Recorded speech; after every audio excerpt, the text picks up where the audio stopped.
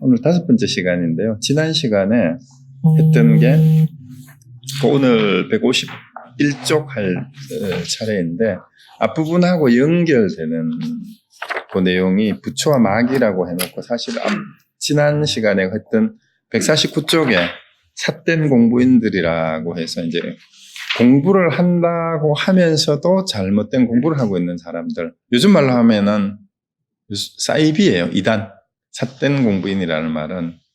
근데 사이비라는 말이 원래 요즘 말이 아니고 사이비가 어디서 비롯됐는지 혹시 아세요? 사이비라는 말? 사이비 그래서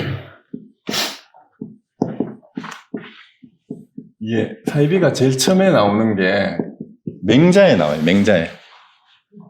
맹자에 제일 처음으로 이 사이비라는 말이 나오는데 자, 그냥 맹자죠. 이거는 흡사하다는 뜻이에요. 흡사하다. 비슷하다, 흡사하다.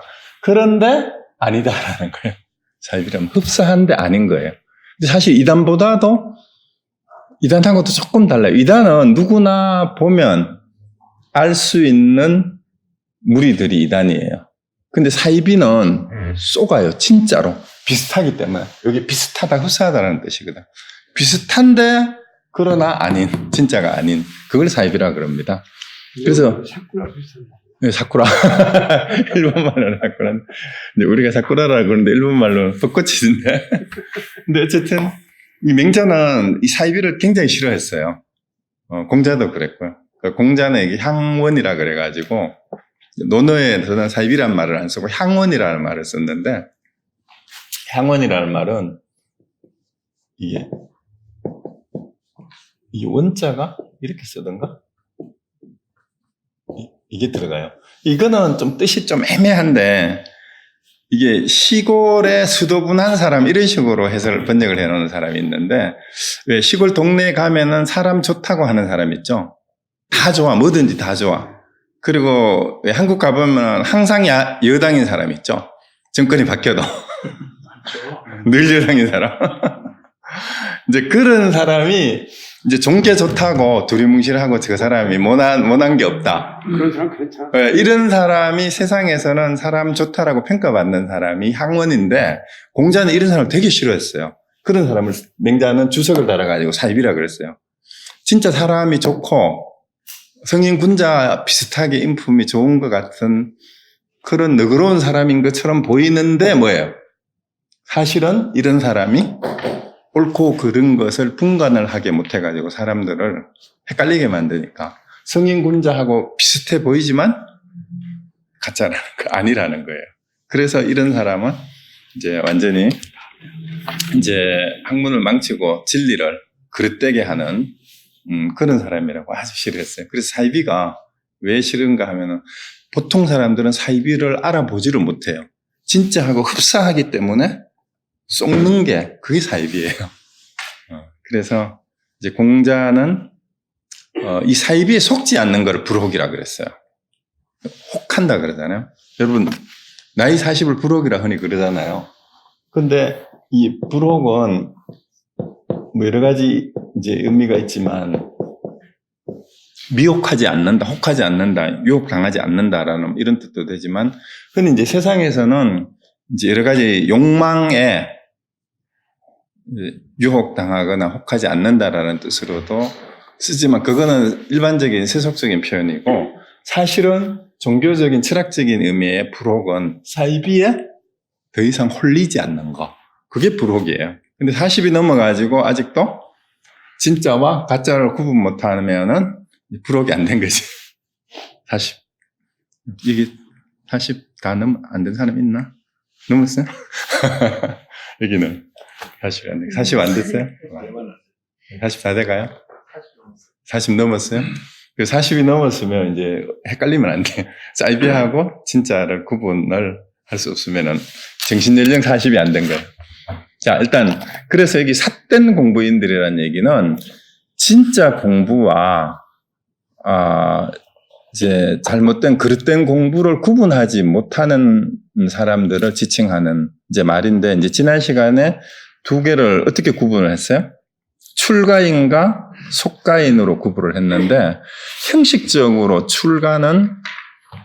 이제 머리 깎고 이제 승복을 입는 것이지만 옛날 다른 책에도 그런 말이 있어요. 심출가하고 신출가. 우리 형식적인 출가는 머리 깎고 승복을 입으면 출가인데, 그래서 신출가와 심출가를 구분을 해요. 마음으로 진짜 출가하는 거는 이제 요거는 지난 시간에도 잠깐 말씀을 드렸지만 이제 이거 전체를 이어가기 위해서 이제 몸만 형식적으로 출가한 걸 신출가라 그래요. 이제 머리 깎고 떠나는 건데, 이게 그런데 마음속으로는 세속적인 욕망이나 이 세상을 살아가는 자기 삶의 기준이, 세속적 기준이 그대로 적용이 돼서 사는 사람이, 그건 출가한 사람이 아니에요. 그 속가인이죠. 그래서 그렇지만 우리는 이제 지향하는 게 뭐냐 하면 승속을 떠나서, 형식적인 승속을 떠나서 진정으로 참된 출가인은 이제 심출가를 말해요. 그러니까 비록 세속에서 결혼을 하고 살면서 직장을 가지면서 이제 공부를 하지만 마음으로는 진정한 해탈과 참된 자유로운 삶이 어떤 건가를 이제 목표로 해서 공부하는 사람은 참 심출가인이라고도 할 수도 있습니다. 그래서 목표는 뭐냐 하면 이 글의 목표가 세속인을 위해서 설하는 것이 아니라 참된 출가인이란 어떤 건가를 이제 얘기하는 게 이제 이 주된 내용이에요. 그래서 이제 출가인들은 이제 세속적인 출가하고 이제 출가인 이렇게 구분을 했었잖아요, 그죠? 속인, 여기는 뭐라고 했어요? 속가인. 출가인은 분간은 하되 분별심을 일으키면 안 된다 그랬어요. 이것만 잘 구분해 놓으세요. 분별심은 안 돼.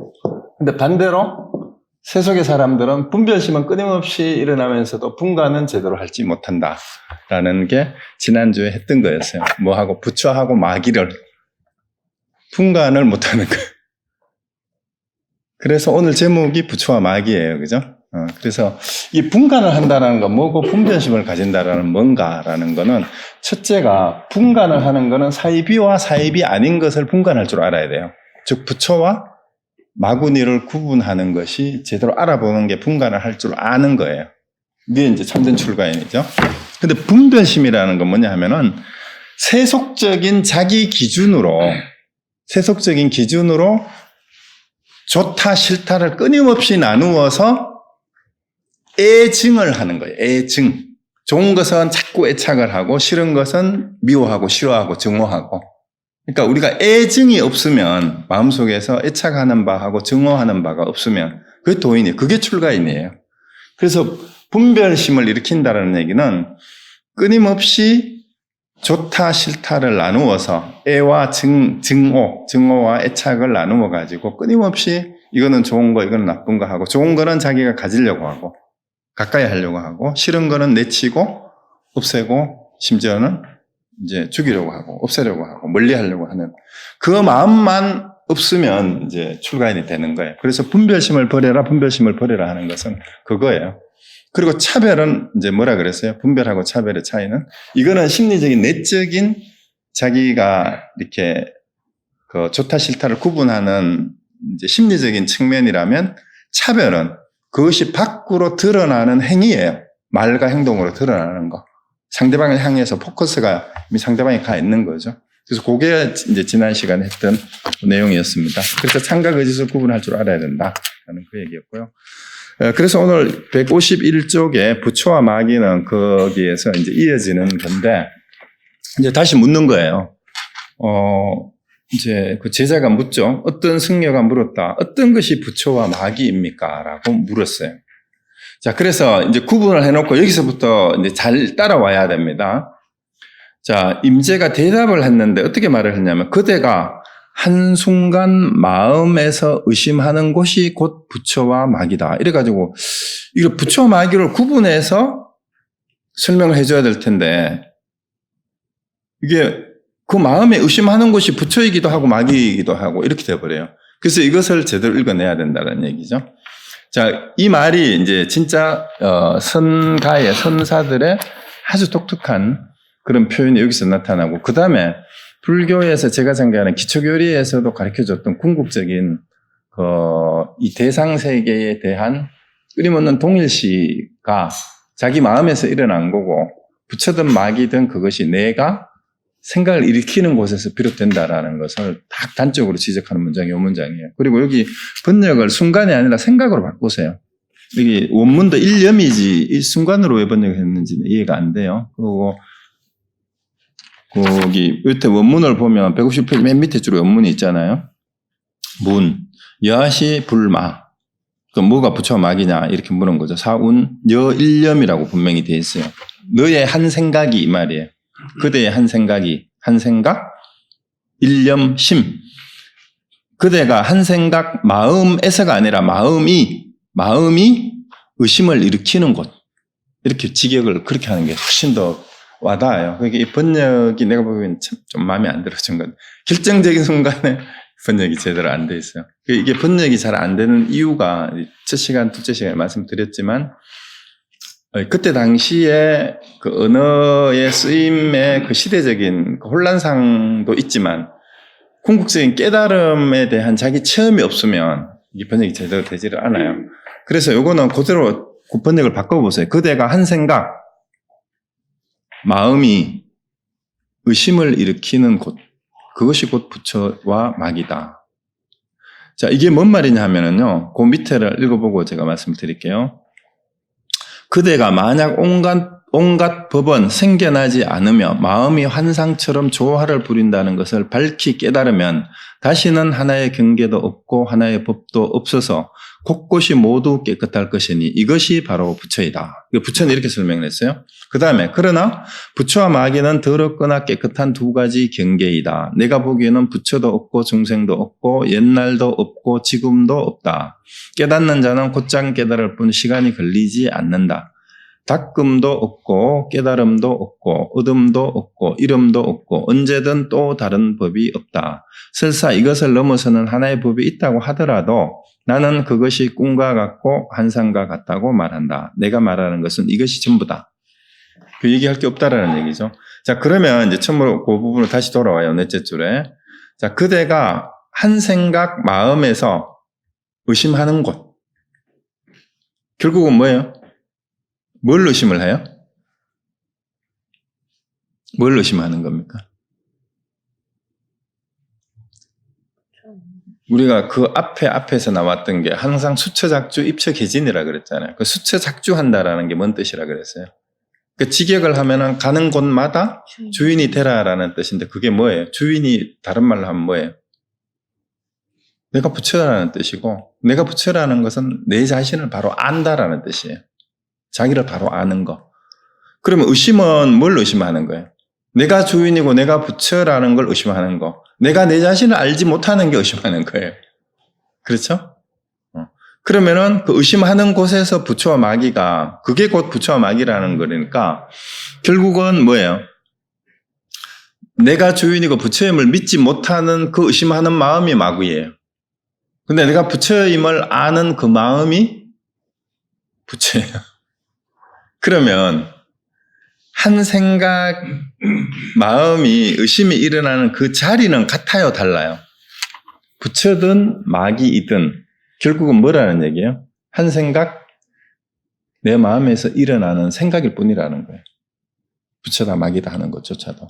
그래서 내가 무슨 생각을 하는지 그 일어나는 생각을 아는 사람이 부처고 그걸 모르면은 마귀란 뜻이에요. 그래서 이제 그 다음에 부처에 대한 설명이 나오잖아요. 그대가 온갖 법은 생겨나지 않으면 마음의 한상이다. 그럼 마음에서 나는 말 이런 말이 비슷하게 쓰이는데 이걸 전부 다 뭉뚱그리면은 대상 혹은 객체, 객관 뭐 그렇게 써도 마찬가지예요. 현상. 이 현상을 법을 흔히 현상으로 피노미나네요. 이렇게 번역을 하기도 하는데 이것을 이제 대비되는 게 예를 들어서 이게 주체가 있단 말이에요.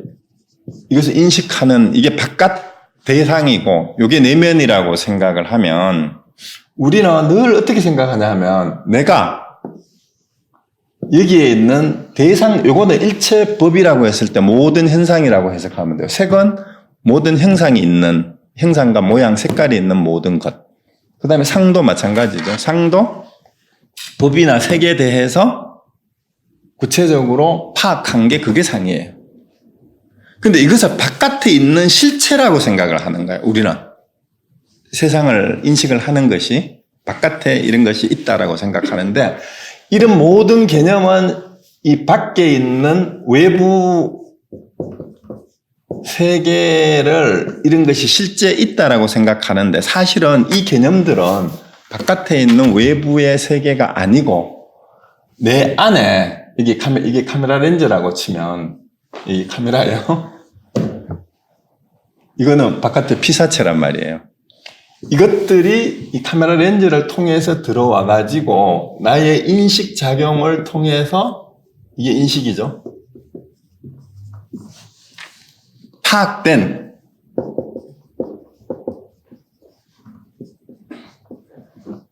개념일 뿐이에요. 이런 말이 전부 다. 이게 사실 여기에 있는 거예요, 여기에 와가지고, 여기에 이렇게, 이게 법이고, 이게 색이고, 이게 상이에요.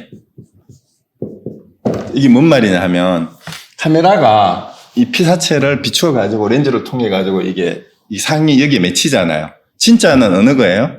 우리가 객관 세계라는 것은 이 밖에 있는 거잖아.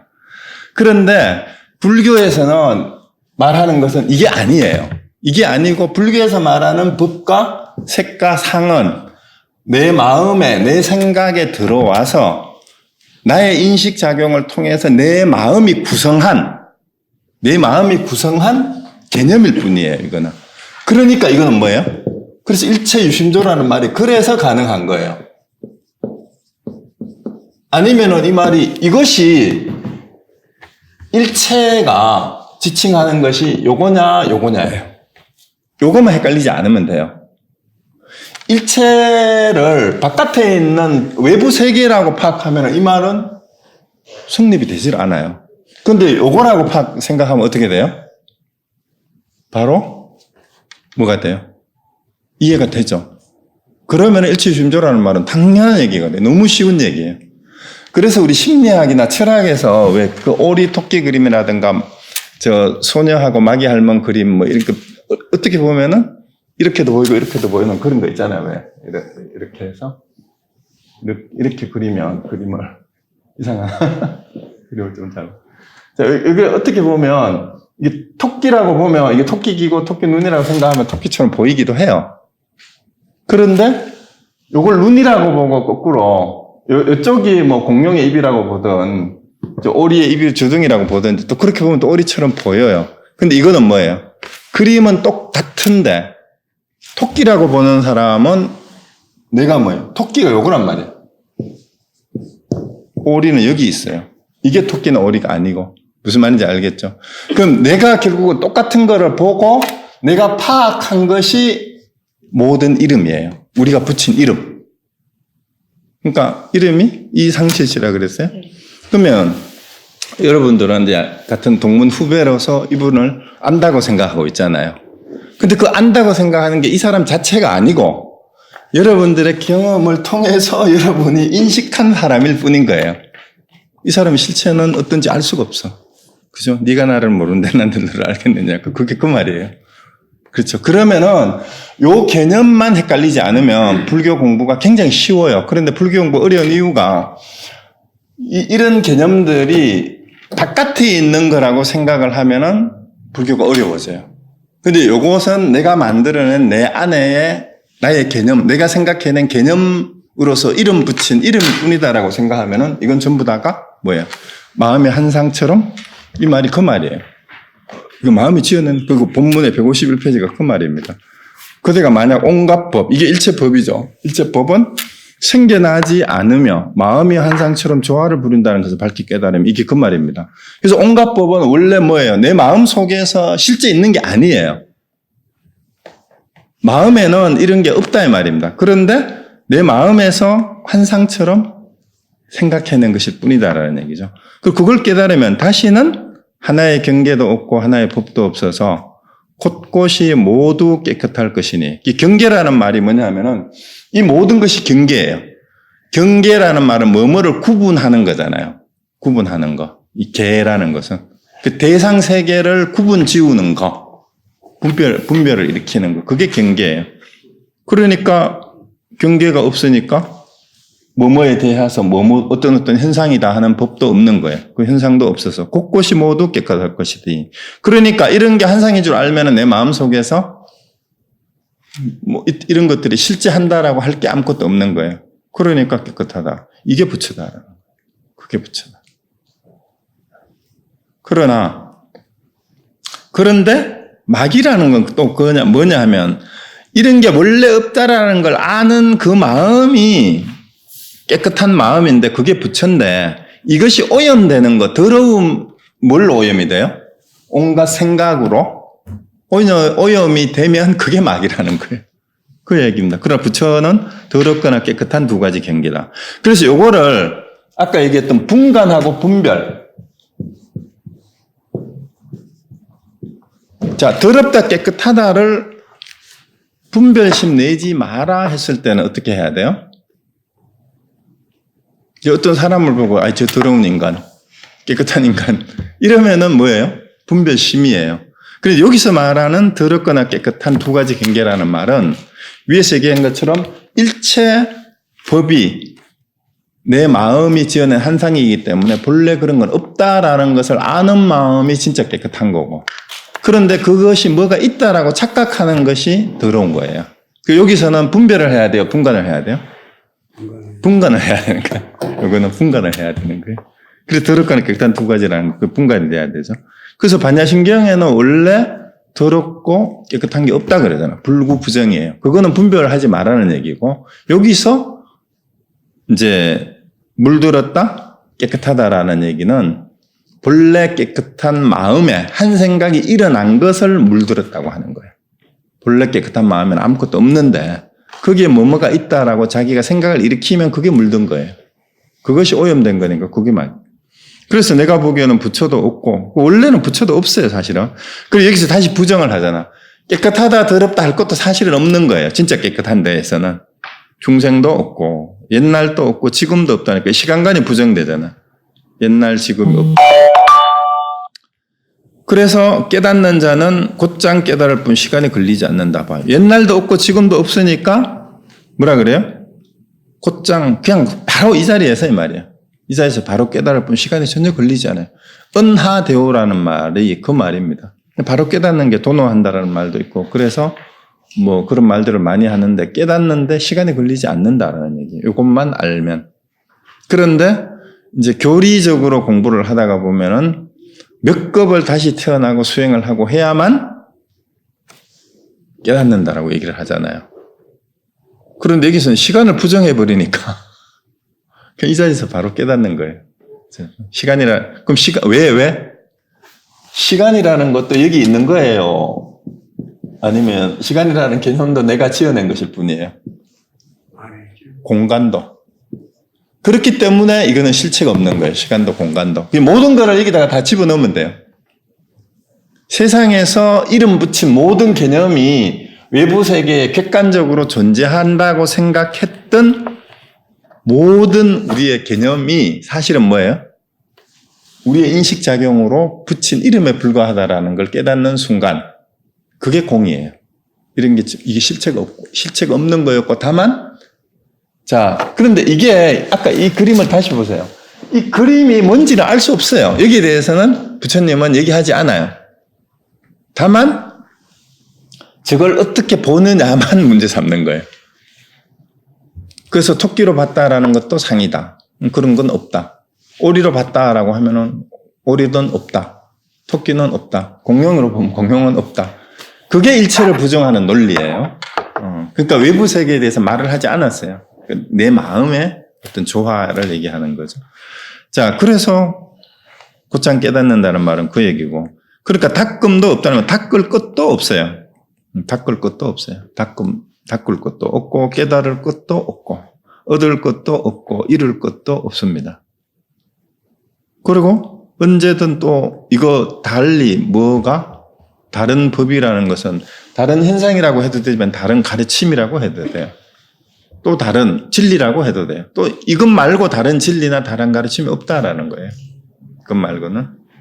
그래서 설사 이것을 넘어서는 하나의 법이 있다고 하더라도 뭔가 이것 말고 야 진짜 부처님의 깨달음이나 진정한 진리가 뭔가 따로 있느냐? 누가 그렇게 주장한다면 나는 그것이 또 역시 꿈과 같고 환상과 같다라고 말한다. 뭘 내세우면 그건 다 환상이라는 거예요. 뭐가 있다라고 하면. 그래서 내가 말하는 건 이게 전부다라는 거죠. 그러니까 깨달음조차도 뭐예요? 내세우지 말아라. 깨달음조차도 뭐예요? 환상이에요. 깨달음조차도 환상이라는 거죠. 왜? 자, 그래서 지난 시간에 했던 거 다시 복습하는데 키포인트를 놓치지 마세요. 누가 질문을 했어요. 동정이려가 되느냐. 자꾸 이게 헷갈리는가 봐요. 하도 그 얘기를 많이 들으니까.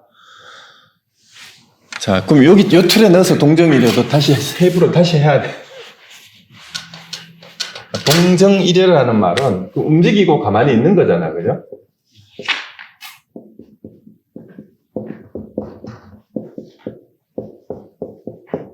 그 다음에 오매이려.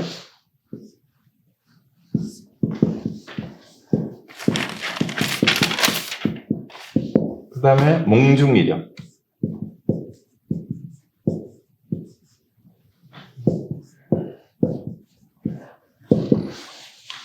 이거는 지난 시간에도 말씀드렸지만, 자, 요거는 움직인다? 가만히 있다잖아. 고요하다잖아요. 그럼 움직이다 하는 것도 뭐예요? 외부세에 객관적으로 움직이는 거예요? 아니면 내 마음속에서 내가 인식한 거예요? 움직인다, 고요하다 하는 것도 내 마음의 작용이고, 내 마음의 작용을 추상적이든 구체적인 대상이 있든 이것도 하나의 개념에 불과해요. 동이라는 개념, 정이라는 개념도 뭐예요? 개념이기는 매 한 가지. 이렇게 읽으면 돼요.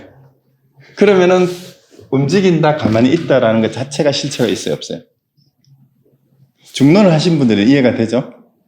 논리적으로 모든 개념을 다 부정한 게 중론이었잖아요. 움직인다라고 하는 것도 실체가 있어요, 없어요? 고요하다라는 것도 실체가 있어요, 없어요? 그게 동정이래요. 그러면은 동이 옳아요, 정이 옳아요? 둘 다 환상이에요. 그러면 깨어있다, 잠들어있다도 마찬가지죠. 그렇죠. 그러니까 깨어있다, 잠들어있다. 그 다음에 꿈꿀 때나 꿈을 안 꿀 때나 한결 같냐 이 말이에요. 한결 같냐. 그렇죠? 그러면 장자의 호접지몽은 알잖아요. 장자가 나비가 되어 이제 자다가 꿈을 꿨는데 나비가 되어서 홀로 날아다니는 꿈을 꿨다. 이거 다 아시죠?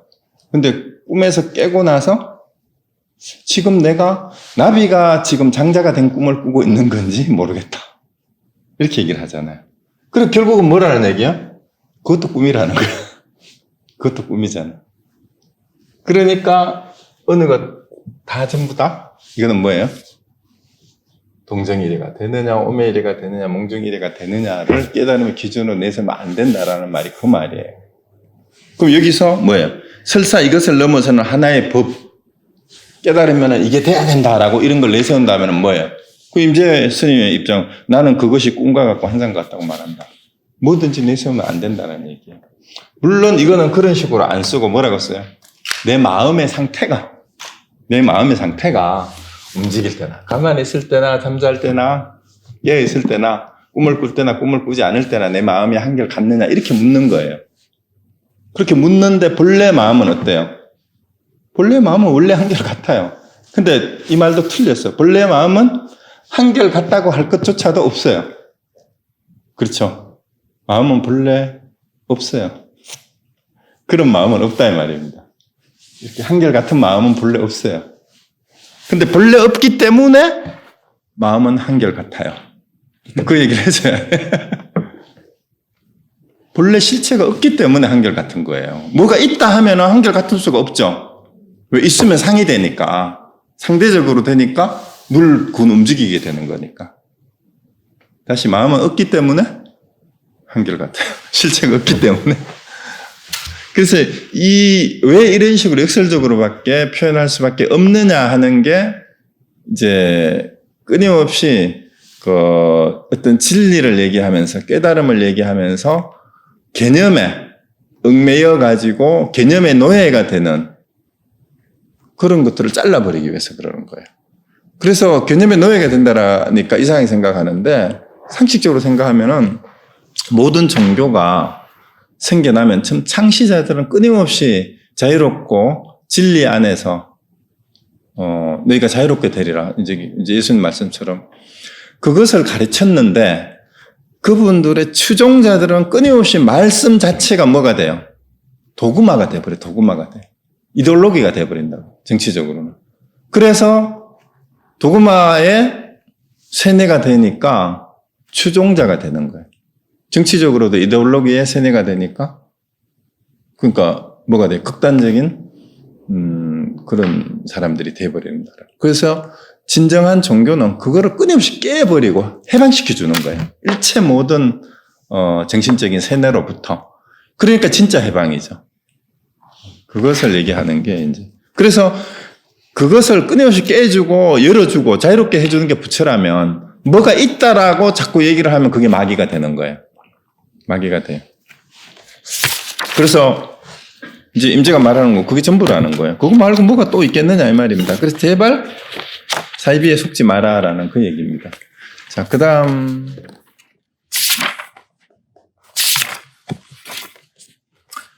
그래서 이제 153쪽으로 한번 가보면은요.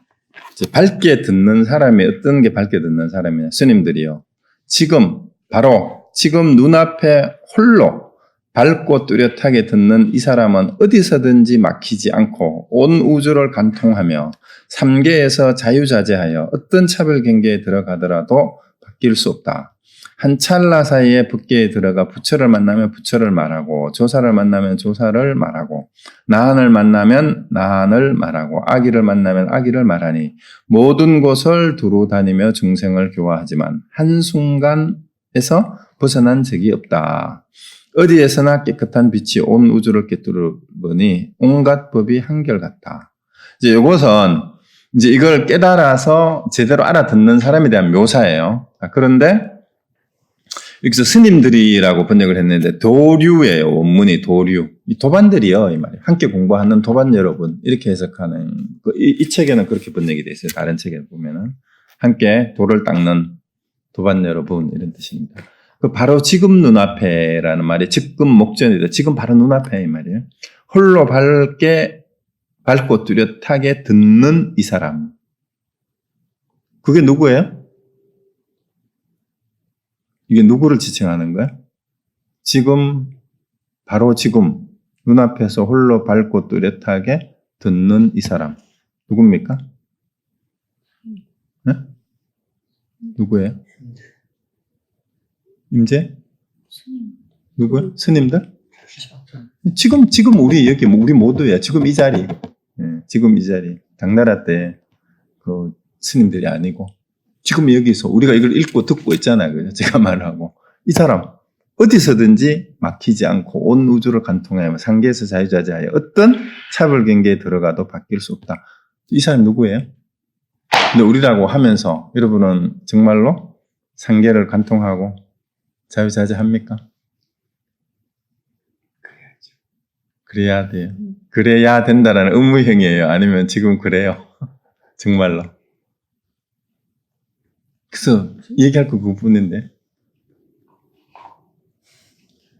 자, 지금 이 법문을 듣는 이 사람. 어떤 차별 경계에 들어가도 어디서 막히지 않고 어디에도 걸리지 않고 이 말이에요. 막힌다라는 말보다 걸리지 않는다라고 표현하니 더 좋아요. 불체로 하긴 했는데. 자, 그 다음에 어떤 차별 경계에 들어가도록 바뀔 수 없다는 말은 차별에 떨어지지 않는다. 직역을 하면 그렇게 돼요. 그게 어떤 차별에도 떨어지지 않는다라는 얘기가 됩니다. 어떤 차별 경계에 들어가더라도 차별에 떨어지지 않아요. 자, 한 찰나 사이에 법계에 들어가 부처를 만나면 부처를 말하곤데 이것도 번역을 부처를 만나면 부처를 말하는 게 아니고 부처를 만나면 부처에게 서라고 그렇게 바꾸세요. 조사를 만나면 조사에게 서라고.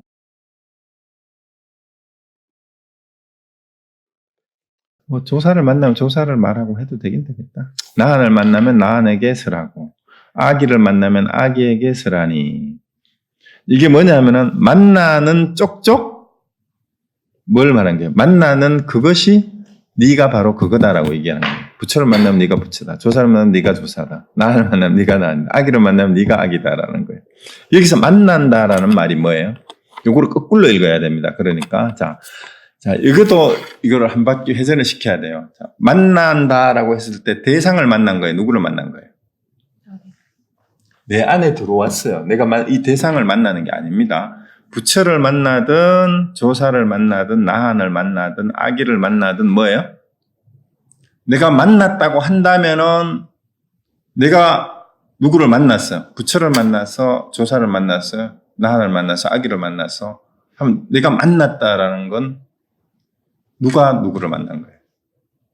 내가 부처, 조사, 나한, 아기를 만났는데 사실 그 상대방이 부처, 조사, 아기, 나한이에요? 아니면 내가 그렇게 본 거에 불과해요.